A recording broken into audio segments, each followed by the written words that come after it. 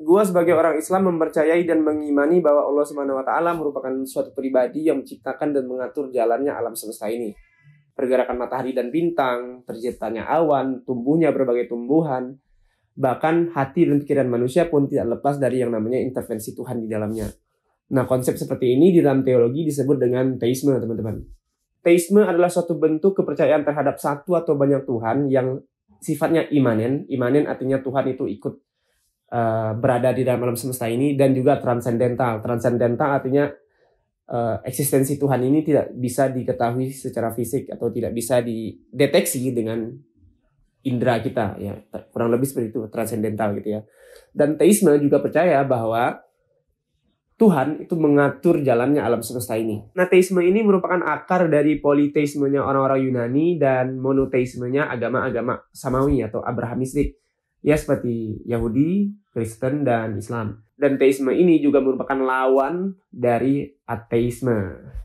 Nah, tapi jika di dalam teisme dipercaya bahwa Tuhan itu mengatur jalannya alam semesta ini, itu berbeda dengan deisme yang bakalan kita kenal di video kali ini.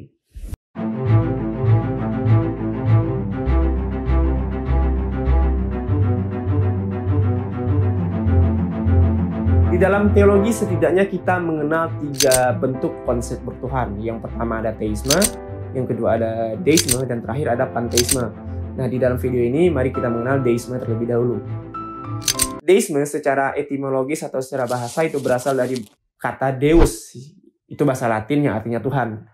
Seperti teisme, deis juga percaya bahwa Tuhan merupakan suatu entitas yang terlepas dari makhluknya atau ciptaannya. Dan deis juga percaya bahwa Tuhanlah yang menciptakan alam beserta seluruh isinya ini. Nah, perbedaannya dengan teisme adalah jika di dalam teisme orang percaya bahwa Tuhan ikut mengatur kehidupan di alam semesta ini, di dalam deisme tidak demikian, teman-teman.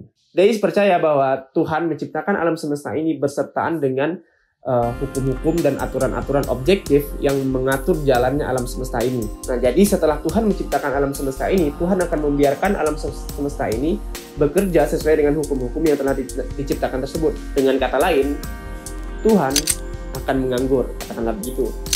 Jadi Tuhan mengizinkan alam semesta ini bekerja atau berjalan sesuai dengan hukum-hukum, regulasi-regulasi, dan aturan-aturan yang telah diciptakannya sebelumnya. Kalau kita coba analogikan bagaimana hubungan Tuhan dengan alam semesta dalam kepercayaan deisme ini, itu seperti pembuat jam, teman-teman. Jadi tukang pembuat jam kan membuat jamnya itu sekaligus dengan hukum-hukum atau aturan-aturan objektif dalam jam tersebut, supaya jam tersebut bisa menghitung waktunya sendiri. Jadi setelah jam tersebut dibuat, si pembuat jam akan membiarkan jam tersebut berjalan dengan sendirinya, menghitung waktu dengan sendirinya sampai jam tersebut mati. Nah, dengan bentuk kepercayaan seperti ini, para deis percaya bahwa fenomena-fenomena alam yang terjadi di atas dunia ini itu dapat dijelaskan apa penyebabnya secara rasional dan logis. Karena tentu tidak ada intervensi hal-hal yang sifatnya metafisik di sini. Serta para deis juga percaya bahwa setiap pencapaian yang dicapai oleh manusia itu berkat usahanya sendiri, tanpa adanya intervensi Tuhan di dalamnya. Jadi jika dalam bentuknya yang paling radikal, deisme ini dapat mengarahkan kita kepada sekularisasi di dalam agama.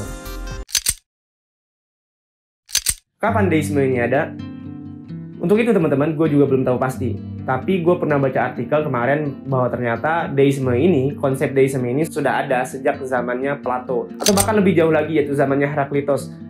Tapi yang jelas teman-teman, deisme ini berkembang pesat pada abad ke-18. Yaitu pada suatu titik sejarah abad ke-18 yang di dalam bahasa Jerman disebut zaman Aufklärung, atau di dalam bahasa Prancis disebut zaman Les Lumières, atau jika kita terjemahkan ke dalam bahasa Indonesia artinya adalah zaman Fajar Budi atau pencerahan. Nah, pada zaman pencerahan inilah deisme berkembang secara pesat, khususnya di Inggris. Nah, pertanyaannya kemudian, apa itu zaman Aufklärung atau pencerahan tersebut, dan bagaimana situasi dan semangat pemikiran pada saat itu? Nah, untuk menjawab pertanyaan tersebut, teman-teman, gue bakalan buat video tersendirinya di akar kata. Yang nggak tahu itu episode berapa, yang jelas gue bakalan buat ya. Jadi tunggu aja. Dan di sini, itu mari kita singgung sedikit mengenai bagaimana sih situasi di zaman pencerahan. Gitu ya. Nah, jadi zaman pencerahan adalah suatu titik pada sejarah, yaitu pada abad ke-18.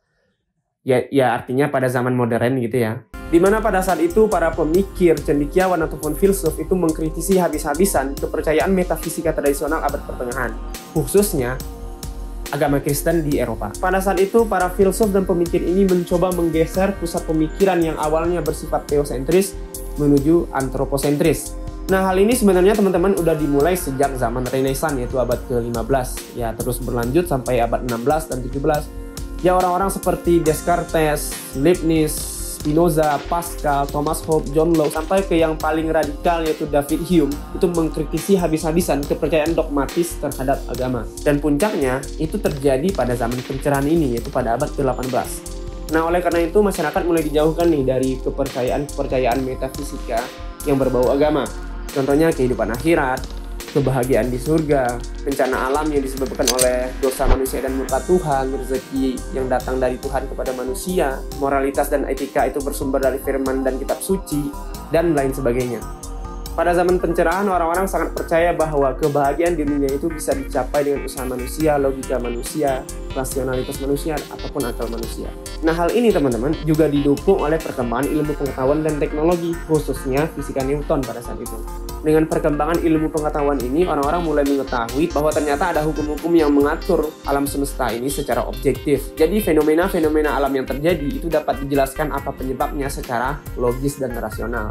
Nah, hal inilah yang menyebabkan deisme ini muncul, teman-teman. Orang-orang mengetahui bahwa ternyata ada hukum-hukum objektif atau hukum-hukum yang pasti yang mengatur jalannya alam semesta ini.